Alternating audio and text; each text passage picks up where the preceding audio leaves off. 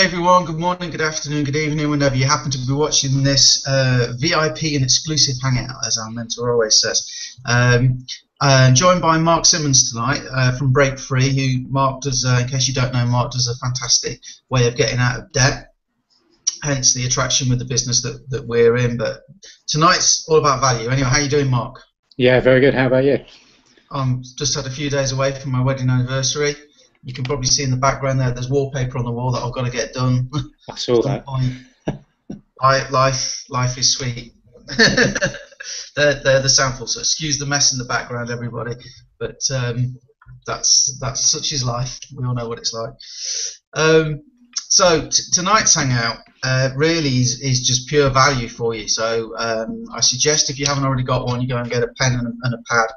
And make notes. I took 6 pages, I think it was, 1, 2, 3, 4, 5, 6, 7, 8 pages, 8 pages of notes. Last week, I was lucky enough to go and see Ray and Jessica Higdon, who did their first ever training in London.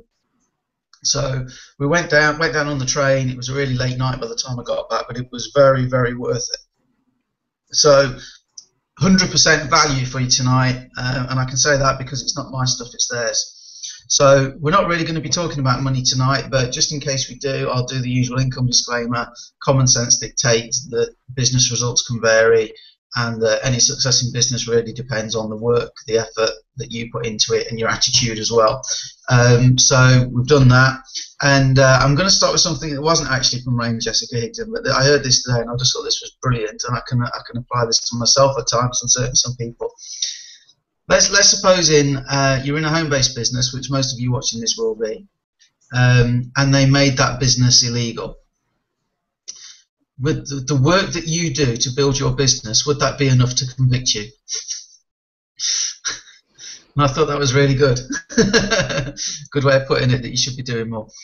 Anyway, on with the Ray and Jessica stuff. In case you don't know who they are, Ray and Jessica Higdon, kind of top marketers. Ray was certainly the #1 earner in his chosen company. And then Jessica Higdon does some fantastic training on how to use social media, and she has a brilliant course, highly recommend, and there's some videos on YouTube. But she got to $10,000 a month in recurring income purely from using Facebook, basically. So as you can imagine, we were all sat there kind of eyes wide, and it was a pleasure to meet some people that I chat to online in the flesh. So where do I start? What I thought I'd do, I'd just go through the night basically in order as it happened, and I'll just go through the notes. So I'm sorry if there's a bit of toing and froing with certain subjects, but this is just the way it came out. Okay, so the first thing is that people in network marketing, we all think we're, the actual quote Ray said, we think we are unique in our misery. Which was a really positive opener, as you can imagine. And it's normal in this industry that it's simple, but it's not easy. And it's normal that most people are not into network marketing. Would you agree with that, Mark, from your experience? Most people don't know what it is, don't understand it, or just think it's a pyramid, or... I was going to say, yeah, there's a lot of preconceptions on there which are wrong. And as you say, it's this whole thing about MLM, sort of pyramid schemes, all the rest of it. I think there's a lot of, well, as I say, misconception, and as a consequence, I think people tend not to look at it as seriously as perhaps they should. It's an industry just like any other at the end of the day, and the skills are very, very teachable if people are willing to learn. And I always say you have to be a great apprentice before you can be a great leader in this industry. So yeah, a really positive opener. Most people think that they are unique in their misery, and this whole bit really was about setting expectations. And he said, what you've got to do is when you get people, you've got to... Oh, hi, Sue. How you doing? Hello. So Ray was saying we all think we're unique in our misery. In actual fact, it's the other way around. We're not unique in our misery. It's normal to go through these kind of challenges.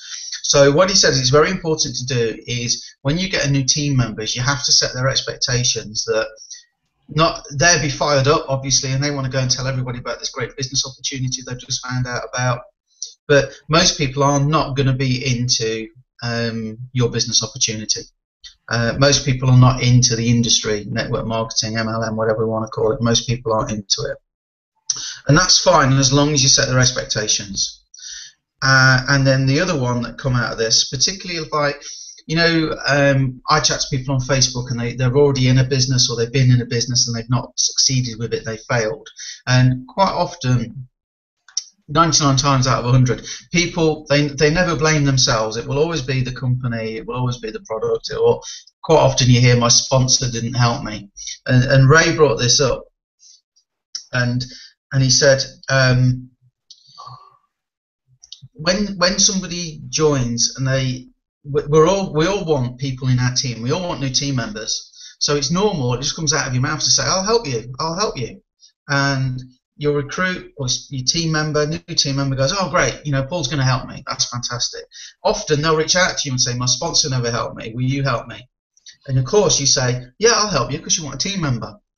But he said, what's going to happen in that contract? Before you make that contract, both parties should know what that entails. So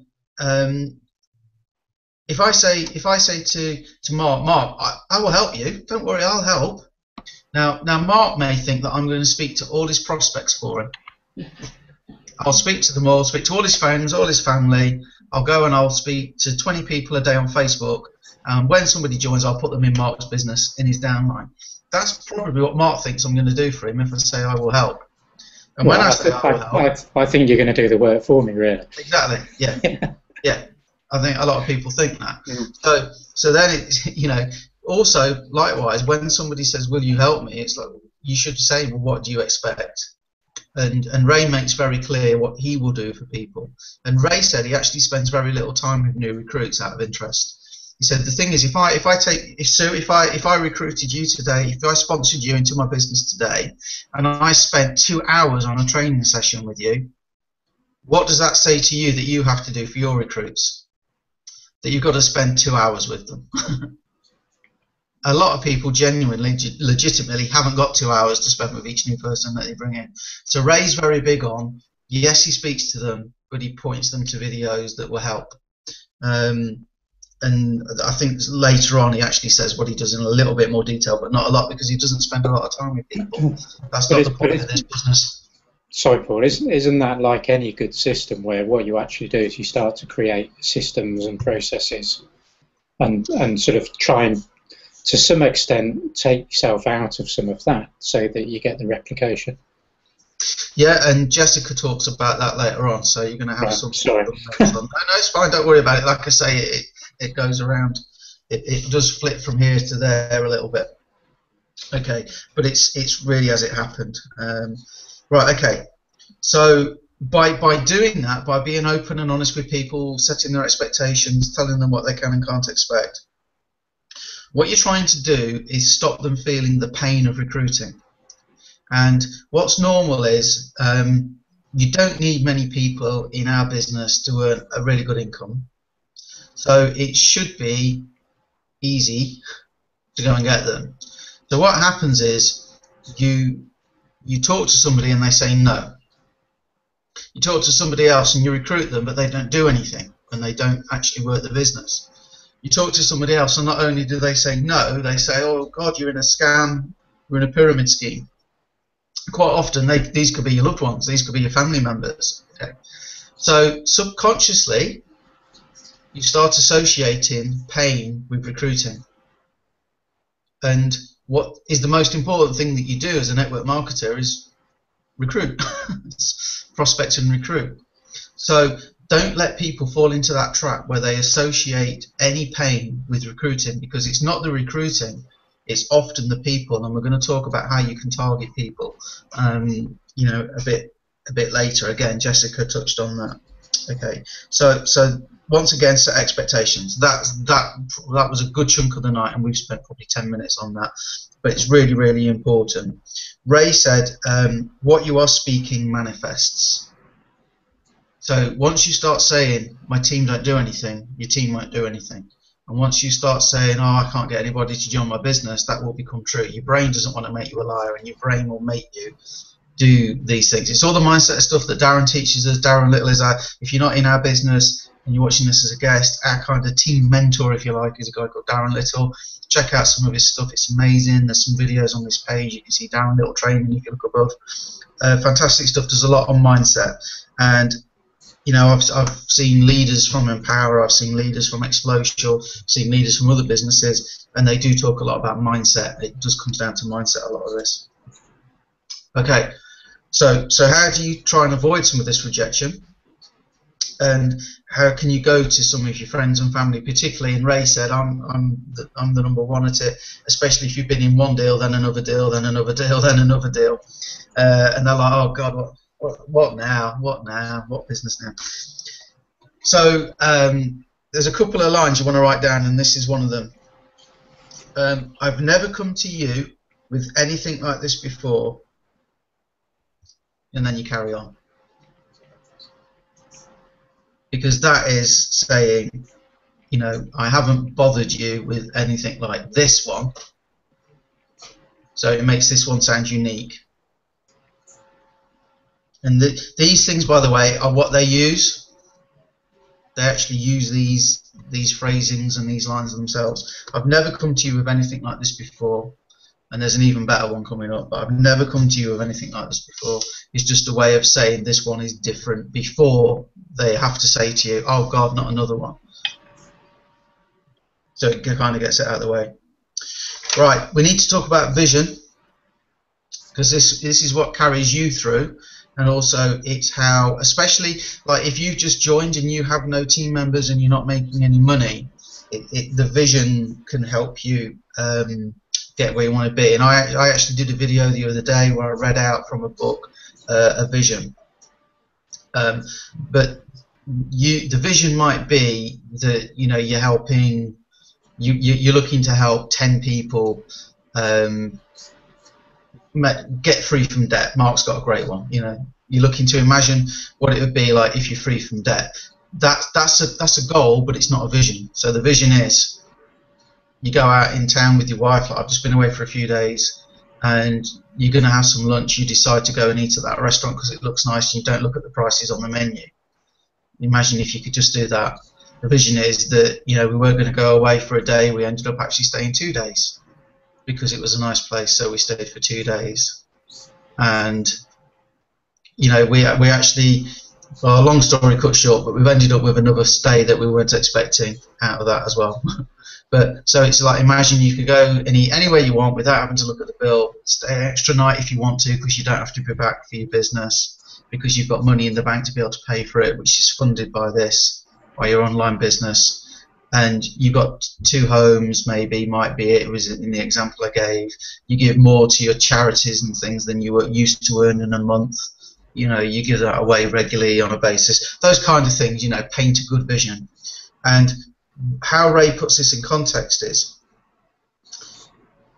just so you know, I'm going over there. That's what I'm going to do. I'm going to help 10 people get free from debt this month. That's what I'm going to do. Now, I'd love to do it. I'm going to do it with or without you. I'd love to do it with you, but just so you know, I'm going over there. And if you don't want to do it, that's cool, but that's where I'm going. So that's another thing to write down is, I'm going over there, doing the vision. I'd love to do it. I'm going to do it with or without you. Love to do it with you. Either way is fine by me, but that's what I'm doing. Now then, I'm going to give you a really, really good phrase now. I think this is genius. Obviously, you want to build up some rapport with somebody. But, say, Mark, are you open to a side project if it didn't interfere with what you're doing right now? Yeah, definitely. Now, let's put it how most people, and I've had people do this when I've told them this, what they do is they write down this. Mark, are you interested in a side project if it didn't interfere with what you're doing now? Can you see the difference? Mm. If I ask you if you're interested, I'm selling you something. Are you interested in a side project? No, I'm not interested. Are you open? Well, who doesn't want to be open? And it's just a subtle word. And Ray said where he spends a lot of time is trying to look at how you can get the least resistance all the time. So that's what he's good at, and things like that. Are you open to a side project if it didn't interfere with what you were doing right now? No, I think that's a great one we can use. If they say they are, you send them the video, and you ask them how soon they can watch the video. Not when can you. Oh, cool, fantastic, Mark. How soon could you watch the video? Probably Friday. Excellent. Okay, what sort of time? Well, I'm busy that day, so it probably won't be until about 8 or 9 o'clock that evening. Cool, fantastic. Well, I'm busy too, obviously, with what I'm doing. But what I'll do is, if you're going to watch it about 8 or 9, what I'll do is I'll put you in the diary for 9:30, just to give you a quick call, see what you think. How's that? Okay, well, give me a call around 10, and then I'll make Okay, sure 10 I watch o'clock. it then. Let me see. No, it's okay. I can fit you in then. It'll have to be a quick call because I've got somebody else to speak to, believe it or not. Queuing up at the minute. But okay, yeah, about just on 10. Yeah. 10:05 I can do. I'll give you a call at 10:05.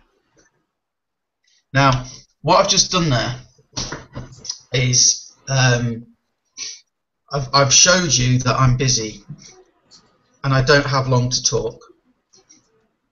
So if this is a real business, and it is, then I should portray it as if I am running a business. So I've set an appointment. How soon can you watch it? Friday. Okay, great. When on Friday? Okay, I put you in the diary. Oh, no, I can move that. Okay, yeah, I can do 10:05. So what I'm doing is I'm portraying that I am a businessman running a business. And what most of us do, including me, when can you watch it? Oh, I'm busy at work. I could probably watch it Friday. Okay, fine. Yeah, I'll ring you then. Yeah, fine. You know, it's like if I'm running a business, surely I shouldn't just be sat there waiting for Mark to watch a video, or Sue to watch a video, or Sarah, or John, or Shannon, or whatever. Do you know what I mean? It's so you know, you don't have to fake it or do anything. You just run it as a professional entity. Okay. Okay, great. Mark, are you open to a side project if it didn't interfere with what you're doing right now? Yes, I am. Great, fantastic. How soon can you watch a video just to see if it's a fit for you? Is the line that Ray uses. Watch a video, see if it's even a fit for you, actually, is what he said. How soon can you watch a video, Mark, just to see if it's even a fit for you? That's the phrase. Again, I'll write that one down. Watch a video to see if it's even a fit for you. He also said that if you recruit somebody or sponsors, I hate the word recruit, and I say it because it's the industry term. Recruit reminds me of like when they used to press gang people into joining the army. I much prefer sponsor a new team member. Yeah, we're all a team in this, but just if I say recruit, I mean sponsor. But everybody says recruit. Okay. Ray said, once you recruit sponsor somebody, he said it's often when it's easier to recruit somebody else because you kind of get in a zone. And he's absolutely right. I used to work in retail and I used to sell computers, and I can tell you for a fact, if you sold a computer in the first hour of the day, you would have a good day. If you didn't sell one in the first hour, generally you had a bad day, and it wasn't just me; it was across the board, all the sales guys. Okay.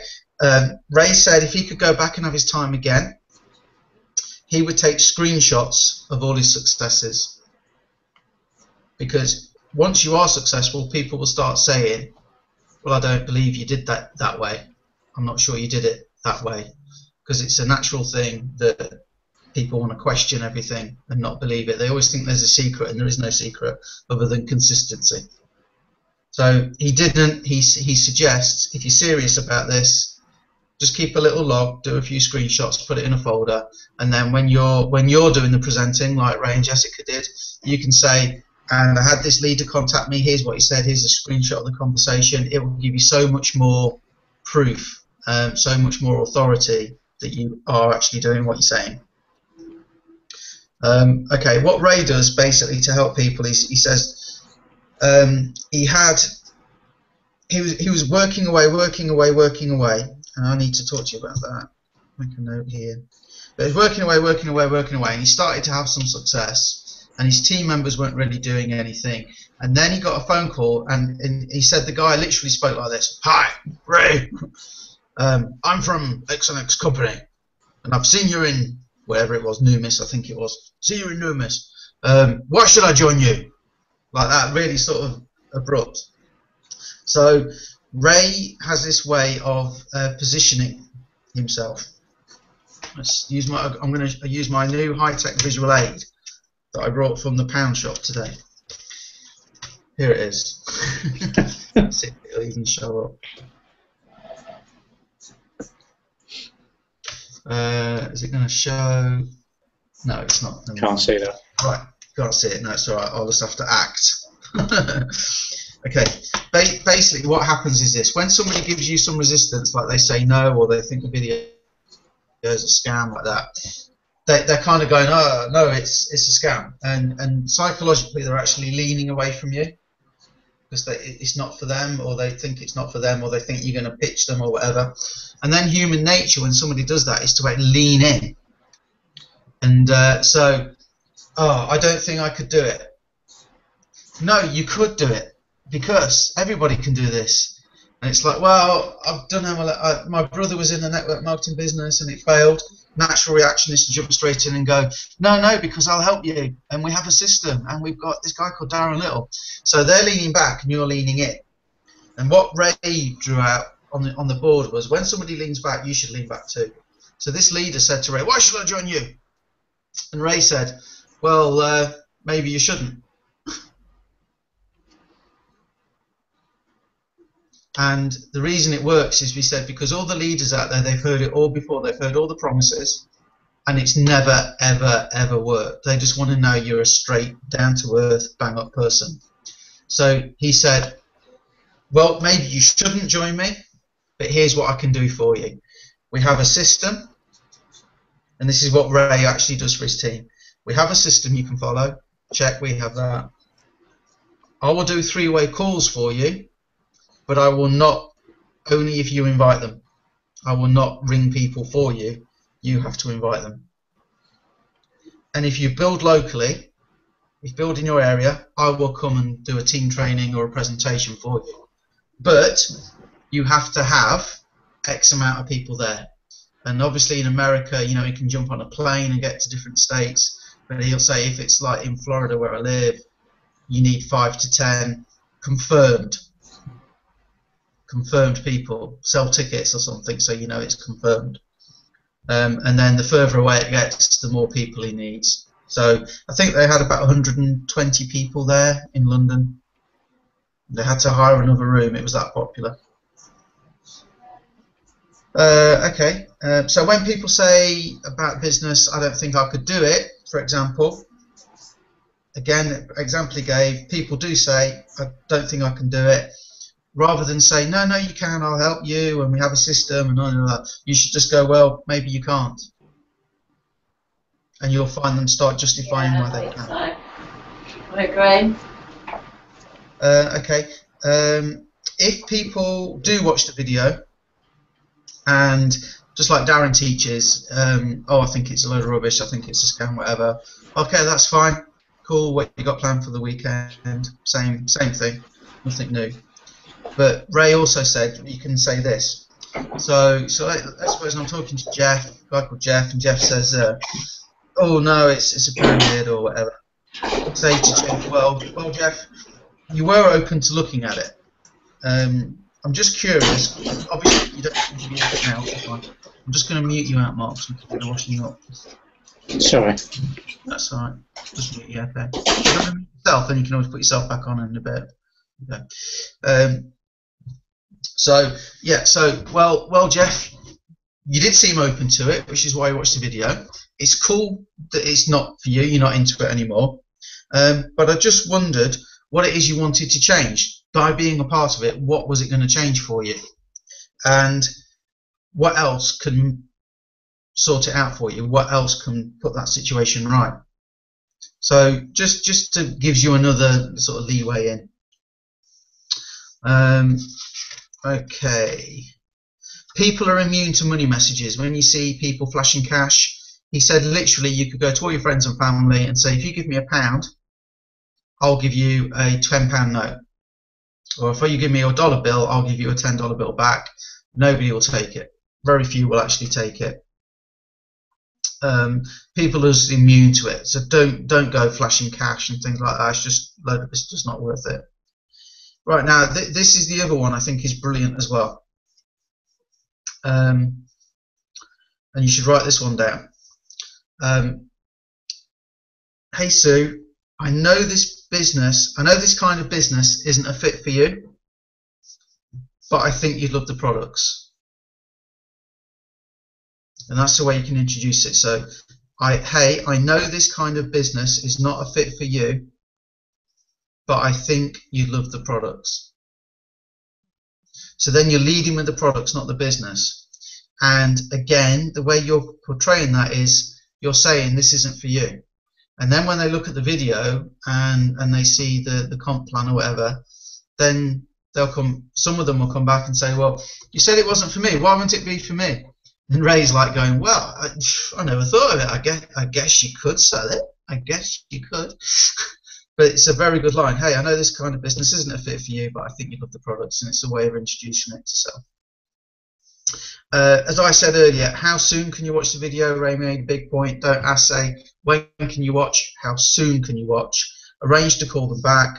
Portray that you're busy, that you are running a business, okay? Put it in your diary. So he said what happens is when I arrange to ring Mark back at 10:05, like we just said there, or 9:05, whenever it was, I will ring Mark and it will be not uncommon to get a voicemail. So the first voicemail message you leave is, hey Mark, we were meant to talk at 9:05, no problem, speak soon. So you just leave a very casual message like that. If you don't hear back from Mark or whoever in 24 hours or something like that, you ring back 24 hours later and you go, hey, haven't heard from you, hope everything's okay. If it's not for you, that's fine, just let me know. So the first one is just, hey, we were meant to talk, no problem, speak soon. 24 hours later, if you haven't heard back from them, obviously, it's, hey, haven't heard back from you, hope everything is okay. You're showing concern and you're saying if it's not a fit for you, that's fine, just let me know. And then the third voicemail message you leave, because they most likely still won't come back to you, is, okay, I've not heard back from you, that's fine. Just to let you know, I've marked you off the list, as you obviously aren't interested. I won't call again, best of luck. So, okay, just to let you know, I have marked you off the list as you aren't interested. I won't call again, best of luck. But people hate being marked off lists. And that's what's got him a lot of recruits. If you do get an answer on the phone, then it's, hey, did you watch the video? If they say no, you say, okay, that's cool. I'm going to have to run though because I've got a list of people here. I'm just working my way through, and obviously I have got people that have watched the video, so I need to go and spend some time with them. We'll touch base in a couple of weeks. So again, I know people are writing this down. If they do answer the phone but they've not watched the video, then it's okay, that's fine. I'm just going through my list. Obviously, I've got some people that have. I need to go and speak to them. I'll touch base with you in a couple of weeks, and that's what he suggests you do. That will make one or two things happen. First thing is you ring them back in 2 weeks, and they probably still haven't watched it. Number two, it will probably make them watch the video. The main thing is not to put any pressure on anybody. Okay, how are we doing for time? Right, fantastic. And then, okay, so that was Ray's bit finished, really. There was a lot more discussion around those points to kind of get to them. But what they did, the room they had originally had a big pillar in the middle, and they sold more tickets than they had room. So the hotel said, oh, we can get them in with some standing or whatever. But when they saw the pillar, they said there was no way that was going to work. So they actually hired another room. So we didn't get Ray and Jessica. What happened is we had Ray to start with, and then they swapped rooms at kind of half time. So then Jessica came in. Right, Jessica was brilliant, okay, and Jessica was really the theme of her bit was casting your net wider using social media. So the first thing that Jessica said is you need to enjoy the process, and the best part of it is self-development. You know, just doing this is going to develop you as a person, and you should enjoy the whole thing. It should be fun, okay. But likewise, feeling like quitting is part of the process. So she's almost saying if you don't feel like quitting at some point, you're not doing it right. Feeling like quitting is part of the process. This is probably a good time to say actually something that Ray said and Jessica said in a different way. They both basically failed at network marketing. So they couldn't recruit anybody. It then got to the point where basically they just made a decision that it had to work, and it started to work, and they both got to the point, separate businesses, where they were actually recruiting people, but those people weren't doing anything and they weren't getting any duplication, so they were working hard and couldn't get the business moving. Both felt like quitting, particularly Jessica admitted to being in tears on the floor in the bathroom, curled up in the fetal position because it was so bad. And Ray, she was in the bathroom because she didn't want Ray to see. They weren't married then, they were just going out. And Ray came into the bathroom and found her and he said, "What's up?" And she started crying again and saying, my business, you know, isn't working and I haven't got any duplication and I'm never going to make any money at this and I'm going to have to go and get a job and, you know, and all this. And I'm going to quit. And he goes, "Yeah, maybe you should." And walked out. Now remember what I said about that positioning thing? When people do that, normal people would go, "No, don't be stupid, Jessica, you're great, you could do it." Ray just goes, "Well, maybe you should." And off he goes. But that made Jessica mad and said, I'll show him. And then sure enough, $10,000 a month in social, you know, just from using social media. So the pattern that I'm telling you that seems to be is fail at it, eventually start making it work, still fail because you're not getting duplication, keep going, and then it will just click into place. And consistency is the key. You just got to keep doing it. Got to. Okay. She said it all comes from a decision that you're going to do it. It comes from a decision that you're going to be successful. And it's simple, not easy, and you need the vision to carry you through. So I already said about that. She said the same thing. The vision is what carries you through and your team through. Right. I did a separate video on this because it's brilliant. I'll cover it again now. This is Jessica's formula, so you know how many people you need to speak to on a daily basis to get the numbers you want. So let's suppose you want to be diamond level in whatever business you're in. I'm making it up, but I know some businesses have diamond levels. And for diamond level, you need 1,200 people in your team. So to do it in a year, Jessica has a formula. So it'd be you work out how many people you need. So like we just said, 1,200. Divide that by 12 months. So that would obviously be 100. Okay. And then you times that by 10%. So 1,200 divided by 12 months of the year gives you 100. Times that by 10% gives you a figure of 10. So to achieve that position in a year, you would need to speak to 10 people every single day. Now in the early days, it's only you speaking to them. As you get team members on board, they should all be speaking to 10 people a day as well, or they've got their own vision, but that takes the burden. That's how your team will start to grow exponentially. Now, she asked people what numbers they had, and I'm not kidding you, I can't remember the number, but it was something crazy like 20,000. I think it was more than that. And she was just like, well, you got to have a great vision, that's brilliant, but you won't do that in a year. I tell you now, you won't do it in a year. You can try, and if you do, great, but it's not going to happen. So when you compare that to what we have in Explosial, You can do 6 figures in a year. $100,000 a year is 88 people.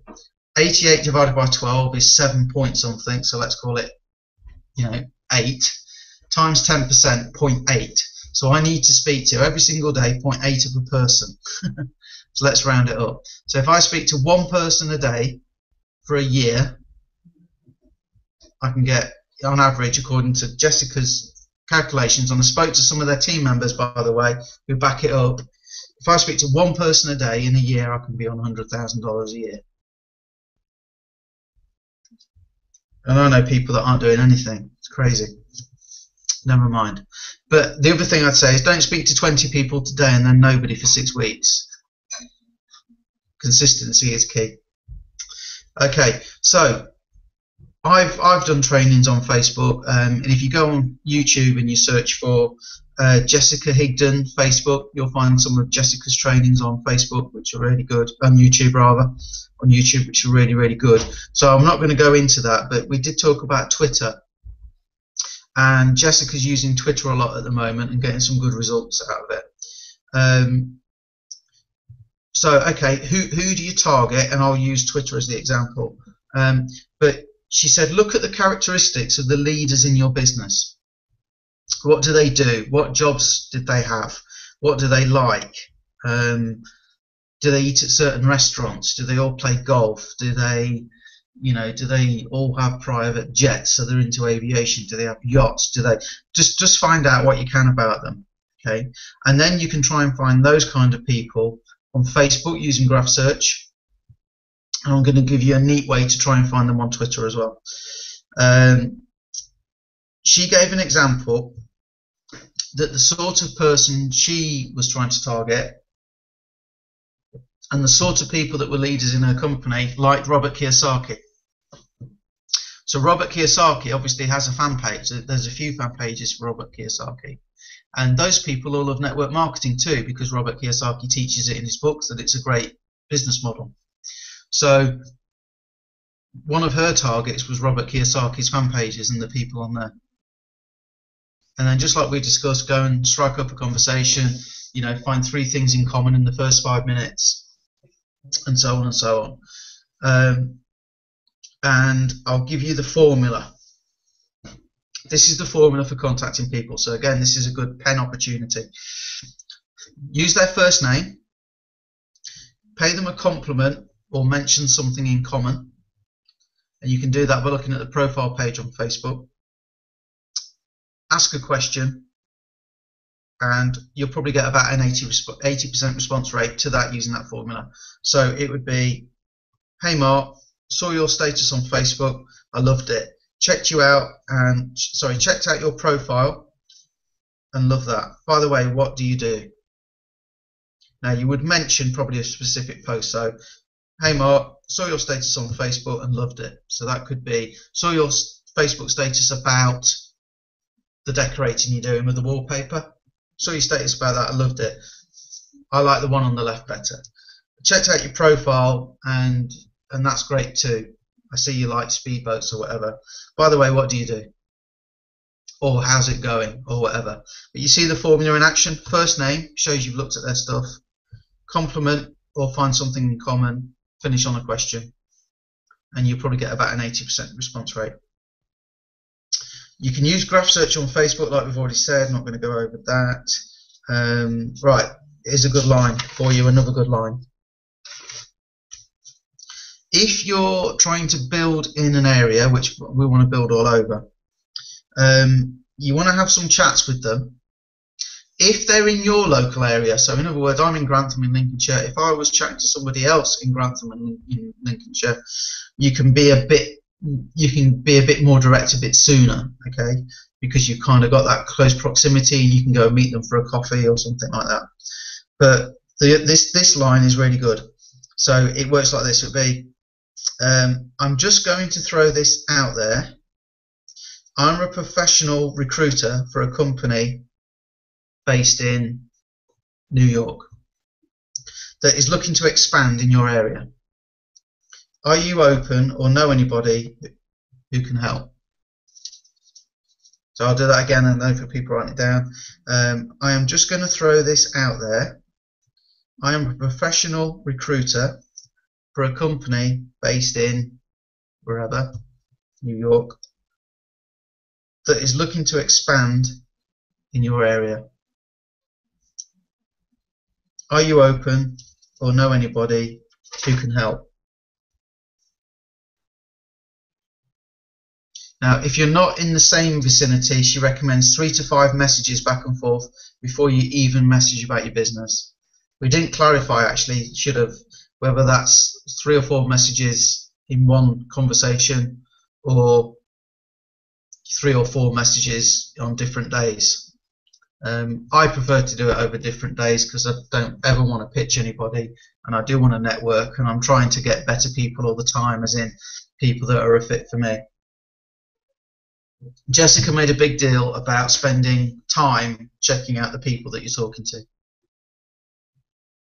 rather than just copy. You can copy a message, you know, and I show people how you can do this. You can go in graph search. Hey, I see we've got a lot of mutual friends in common. Looks like we should know each other. Thought I'd say hi and send a friend request. How's it going? You can paste it, paste.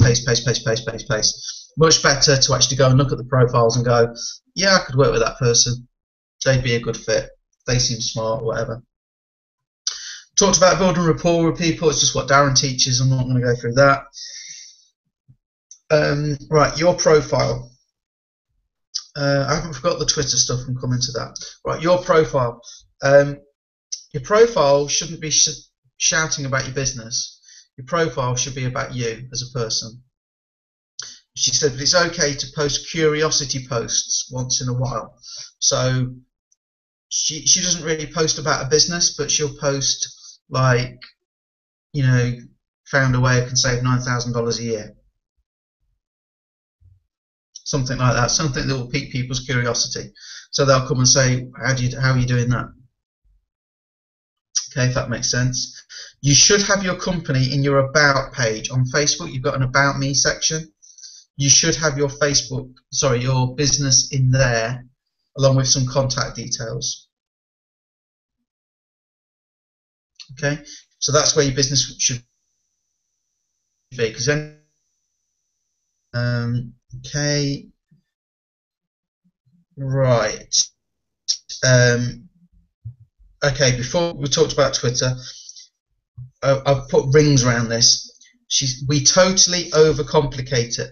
Consistency is key. And I would write that down. I've got it highlighted in here. We totally overcomplicate it. Consistency is key. You just need to go and talk to people every day. Every day you can manage. In fact, Jessica specifically said about advertising, by the way, that she has advertised. The people it brings in tend not to stick around so long, and she said she wouldn't advertise really. She just advocates talking to people, which is good to hear, because there's lots of them. Right, Twitter. Right, so anything you don't know how to do, there's great training videos on YouTube that are all absolutely free. And this comes back to what Ray was saying about not spending a lot of time with people, but he'd direct them to videos. You should aim to be self-sufficient where you can, and you can find lots and lots and lots of stuff on Google and YouTube. Now, with Twitter, one of the reasons she likes Twitter is because you can do a search. So you can search in Twitter for need to lose weight if you're in a health and wellness type opportunity, need more money, have to pay a bill. You can search for little phrases like that and they come up on Twitter. And she said what she really likes about it is Twitter tells you how old that post is, and it will put the most recent ones at the top. So I was messing around with it last week, and sure enough, if I put in something like another business name, like Telex Free, I did, because Telex Free is obviously gone, and people are still promoting Telex Free on Twitter. One of the posts was 2 minutes old, somebody promoting Telex Free. It doesn't exist anymore. So what you do is you never send a direct message on Twitter. People just don't read them. But what you do is you reply to the post. So you would search for a phrase or type of business or whatever. So once again, if I know people that are into Robert Kiyosaki, and my target audience, I can go in Twitter and I can search for Robert Kiyosaki. And I can find anybody mentioning Robert Kiyosaki. Then I can reply to their tweet. And then I can try and get a conversation with them on Twitter. Or I can say, are you on Facebook or Skype? So you use it as a springboard. Okay. She says, get them on the phone or Facebook. Hey, another line she uses is, hey, here's my number. If you have questions, give me yours so I know who is calling me. She says, if you give your number out first, they'll give you yours back. Give theirs back. Okay. You should reach out to everybody who comments on your posts or tweets. And she brought that line up again. I'm a professional recruiter for a savings company, in our case, whatever, or a diet company. I'm a professional recruiter for a savings company. We're expanding in your area. I'm going out on a limb here. Do you know anyone who is open or could help us with that? And it's a good way of getting a conversation. Now, she said on Twitter, if she sends out those replies, about 40% respond. So in other words, if I do 100 replies today, I expect 40 people to actually respond to them. And she said she will recruit 3 to 5% if you just do it consistently and follow up with people. So 3 to 5% of those 40 people. So I don't know what that is, but it's not huge numbers. So it's as high as 5 out of 100. So it would probably be 1 or 2 people out of the 100 messages that you would actually recruit. Now, you're not going to be great at doing it to start with, so you probably feel like quitting. That's part of the process. Keep going. Remember I said that earlier, quitting is part of the process. Feeling like quitting, rather, is part of the process. Just keep going. But that's what she's doing. So if I can recruit 1% even, it's just a numbers game. And like I say, we have a great business because we get pass-ups in our business. So that one person could bring you in, nearly $300 a month recurring income. She targets real estate agents as well because she can ask them how it's going in their area. Got something to talk about. How's the housing market in your area? I know it's pretty bad. No professionals. Okay, don't advertise for reps. She says if you do advertise for you, build your brand. But you don't have a brand to start with. Okay.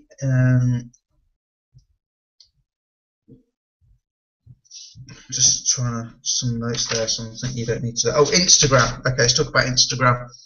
A lot of younger people are moving away. Well, a lot of younger people are not moving away from Facebook, but before they check Facebook, now they check Instagram.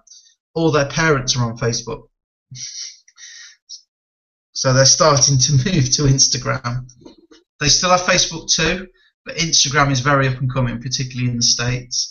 So she recommended you get an Instagram account if you haven't already got one. Again, videos on YouTube to show you how to sign up and use it. But she says Facebook is #1, followed by Twitter, and then Instagram. So she would always prefer to recruit on Facebook, then Twitter, and then Instagram. Right. So we need to talk a little bit about duplication, and this is kind of the last subject really. How do you create duplication in your team? And she said it's all about creating a culture and a community. So, I've got my own little. Darren Little has Platinum 200, and that is a great support group. And everybody that comes into the 4K Club gets into the Platinum 200 group, Facebook group, because we're part of it. Okay.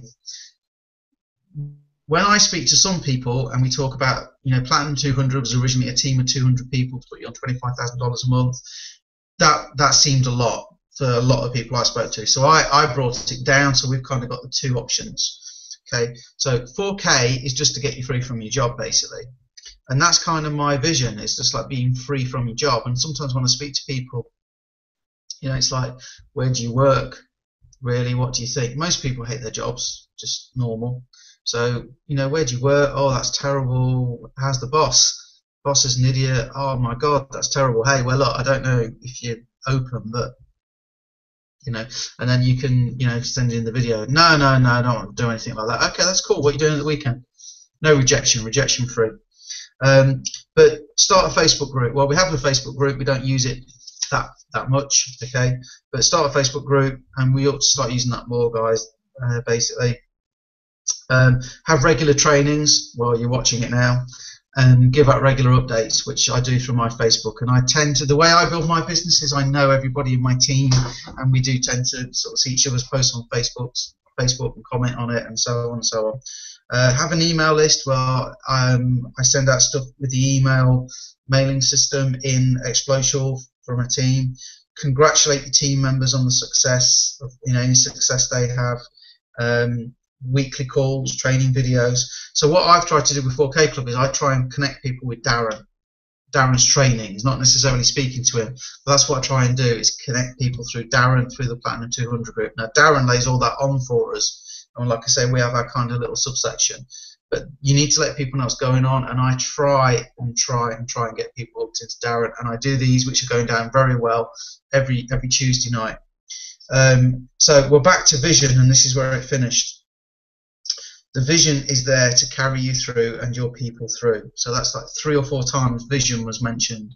So what I'm going to encourage you to do after this, in the next, say, 24 hours or 48 hours, is try and come up with your vision. What is your vision? What is it you want to do? What's going to carry you through when you've spoken to 100 people and nobody signed up? Because from what they're saying, you know, this is kind of where they were, and then they broke through. And it's just people that are too stupid to quit, I guess. It's a phrase that I've heard. Too stupid to quit are the ones that make it, basically. So you have your vision. I'm going there with or without you. Again, I'm going there with or without you. Prefer to do it with you, but if you don't want to do it, that's cool too. I respect your decision either way, but I'm going over there. So if somebody then says to you, okay, well, that's your vision then, you're going to be making $100,000 a year with just 88 people. Where are you now? And a lot of people are scared of that, getting asked that question. And Jessica said it's all about positioning and posture and confidence. And I've heard Michelangelo Lopez put it the best. He said, if I go to the toilet, a public toilet, and I'm having a wee next to Donald Trump, he said, I'm not going to go, hey Donald, how much money you make last year? He said, because he's Donald Trump. You wouldn't ask Donald Trump how much money you make. And he said, if you have that confidence about you, nobody will ask you anyway. And Jessica said she never gets asked that question. And the guy in the audience said, I get asked it all the time. So she said, okay, well, if I did get that, what I would say is I am working directly with the leader in our team who is teaching me how to do it. Now, we've got Darren Little, guys, and we totally underuse Darren. Millionaire by the time he was 35. He's willing to teach us. He does teach us. He does lots of videos. I put some of them on the 4K Club. He's been on Hangouts for me. He's doing a launch party on Thursday night for one of my guys, one of my team. He's given up his time to come on and present for somebody in my team. He is why people should join us, really. And the business is almost like a secondary thing to me. It's having Darren is what sells, is one of the big advantages that we have.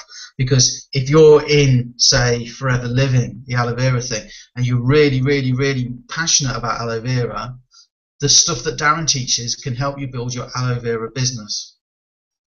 So it's still worth connecting people via Darren, because then where we mop up is, well, how many people do you need to make $1,000 in aloe vera compared with 11 basically with our business? How many people do you need to make $100,000 a year in Forever Living or Numis or Body by V or any of these other types of business, how many do you need? Let them work it out. Well, we need 88, and you don't have to recruit them all yourself. That's the team number. So that's that. I really, again, you can see I've really sort of rings around that. If you can see that, really, really important. And that was it. That was the end of the night. So then it was posing for photographs and sort of catching up with a few people, running to catch the last train from London back to Grantham where I live, getting home at 1 in the morning, being tired the rest of the week because I was buzzing and excited and had a late night. So let's unmute you both. Try to unmute you both. Here. Hi, Susan. So what did you think to that, Susan? Is that? What did you think to what I've said? Anything good? I watched the Mastermind group last night. Oh, and cool. I got some of that. With Larry? What's her name? The two ladies, Mastermind group. They had a hangout last night on this same get together. That. Oh, I don't know that one. I was away anyway. You don't know them? No. Oh, I don't know exactly. One of them's in Virginia, the other one's in the UK. I don't know. And they have hangouts every week, but this is the first time I ever came across them. Oh, right. Okay. No, I don't know. I mean, at the end of the day, there's lots and lots of hangouts go on all over. Yes. Yeah. And I've got a team member who wanted to be here tonight, but there's something else and another business is on, and that one had to win That's because right. Jessica could go and do it, which is unfortunate. But did you find anything useful in there, Sue, that I went through? Yes. I'm writing it down. Well, I was disappointed you didn't fly over to London for 3 hours. Sure. For the event. Yeah. Changes. Normally we have to go to America to see it, so you can imagine I jumped at the chance to go and see them. What about you, Mark? Yeah, it's really good. What I like about it's simple, isn't it? It's common sense when someone tells it to you, but not very common when you're sort of sitting here trying to understand what you need to do. Yeah, but also it's like I knew a lot of that.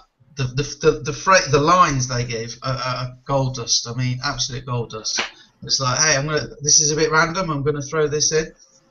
I'm a top recruiter for, brilliant. They're all really, really good lines. And you read it, it doesn't go in. Sometimes you need to see it live or see it on a hangout or something rather than just read it in a network marketing book or something. And it really fired me up.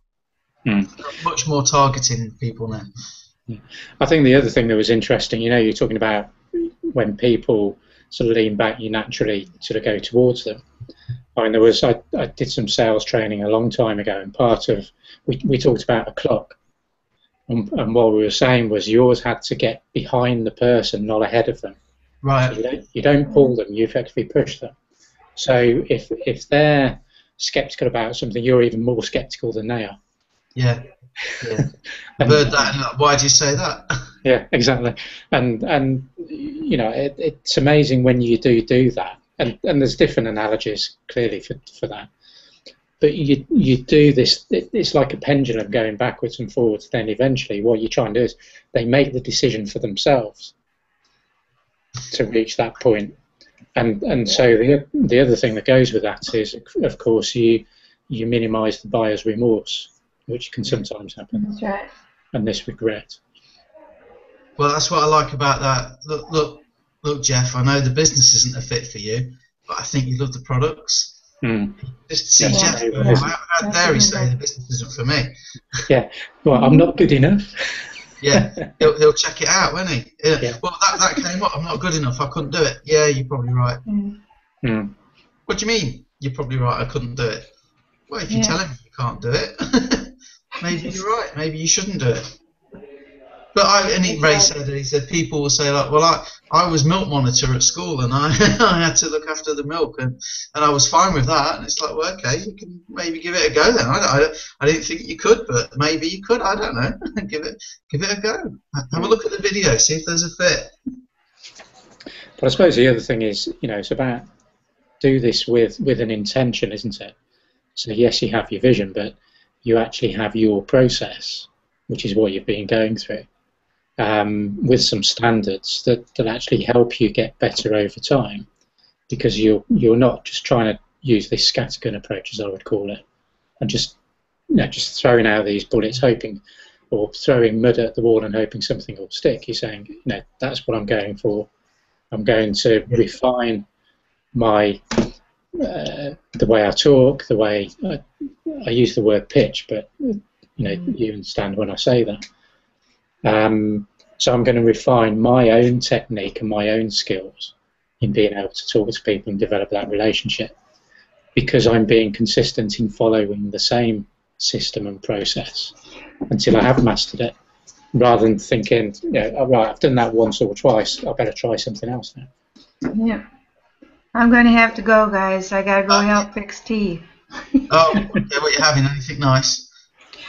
I'm having spaghetti squash with spaghetti sauce on it. Spaghetti squash? Yes, instead of pasta. Oh, cool. Right. Yeah.